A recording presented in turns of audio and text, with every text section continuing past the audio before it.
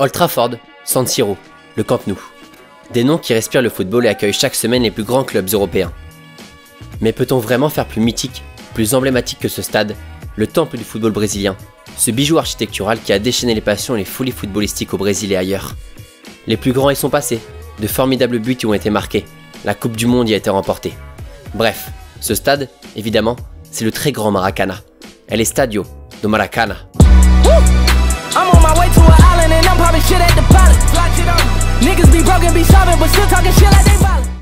199 854 supporters.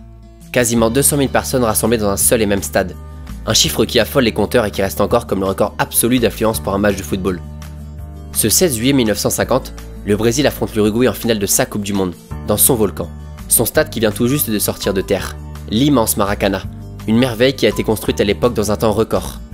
D'une capacité initiale de 220 000 places, le stade a toujours rassemblé les Brésiliens dans les meilleurs moments comme dans les pires, à travers toutes les générations.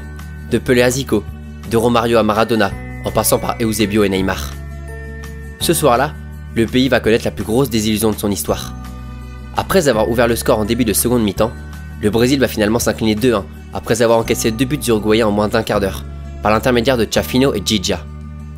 Si je vous parle de ça maintenant, c'est parce que cette défaite est considérée comme l'une des plus grandes surprises de l'histoire du sport.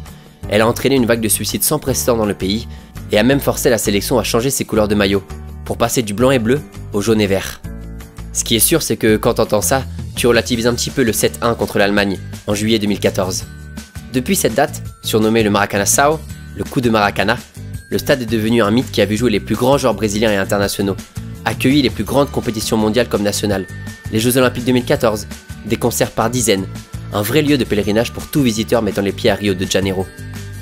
L'antre du Brésil a connu de nombreux travaux, des restructurations pour faire face aux normes qui régissent les nouvelles enceintes sportives. Si la capacité du stade a été réduite progressivement à 103 000 places en 1999, puis de nouveau à presque 75 000 places en 2014, et la couleur des sièges remise à neuf, le stade a évidemment gardé sa forme ovale, toujours aussi impressionnante, et un complexe sportif a vu le jour autour du Maracana en 2014, pour les JO de Rio. On y retrouve El Ginásio de Maracasinho, le petit Maracana, qui accueille des matchs de volley, un stade nautique, un gymnase de basketball, et bien d'autres enceintes. Le stade, qui n'a fait qu'évoluer avec son temps, a perdu de sa superbe et de son étreint, comme le disait Chris, l'ancien Lyonnais, lors d'une interview pour Tout le Sport sur France 3, avant la Coupe du Monde. Quand tu vois ce Maracana là, tel qu'on le voit aujourd'hui, est-ce qu'il a un peu perdu de son âme? Ce n'est plus le Maracana. Il est moderne, il est superbe, mais il a perdu un peu de son histoire. Néanmoins, le Maracana reste le Maracana. Autrement dit, des moments magiques, à commencer par le 1000e but en carrière de Pelé, en 69. La finale de la Copa América 89, qui voit le Brésil de Romario l'emporter 1-0 contre l'Uruguay. Le chef-d'œuvre de Garrincha, en 62, en finale du championnat de Rio. L'hommage pour la dernière de Zico, en 90, lui qui détient le record du nombre de réalisations au Maracana, avec 333 unités.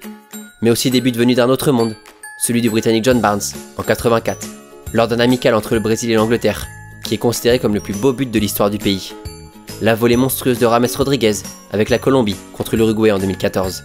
L'avènement de Roberto de Oliveira, en 76, avec cet enchaînement exceptionnel du haut de ce 17 ans. Ou encore le but victorieux de Götze, lors de la finale de la dernière Coupe du Monde. Aujourd'hui, il accueille les équipes locales de l'état de Rio, pour des matchs du championnat brésilien ou de la Copa Libertadores, qui donnent souvent lieu à des matchs bouillants. Et parmi eux, on retrouve le derby entre les deux clubs de la ville couramment appelé le Fla-Flu, entre Flamengo et Fluminense.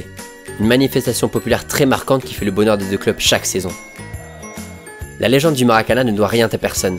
Il se l'est forgé lui-même, faisant du stade partie intégrante du patrimoine culturel brésilien, et parmi les enceintes sportives les plus mythiques de la planète.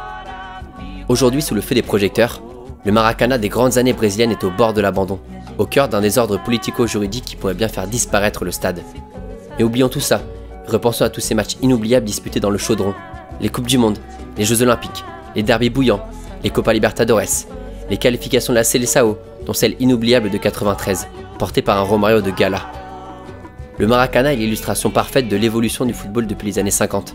Des stades à capacité réduite pour faire face aux différentes lois imposées par la FIFA, des enceintes modernes qui accueillent divers événements sans lien avec le football. L'antre a clairement perdu de son charme et de sa magie, mais n'oublions jamais ce qu'il a donné au football et aux fanatiques supporters brésiliens.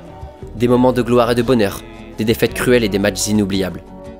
Le surnom du Maracana est à la hauteur de son statut, un stade qui a bercé les petits et les grands et qui fait de lui ni plus ni moins le temple du football. El Templo, de football. Movimenta na intermediária, Reinaldo, entregado a Pelé. Pelé pode pela linha, tem Coutinho pelo miolo, tem Jornal pela ponta. Faz a volta para o lado de Coutinho, levanta e está dando bem a Clóvis. Tem o ponteiro livre, vai sozinho, quer ir para a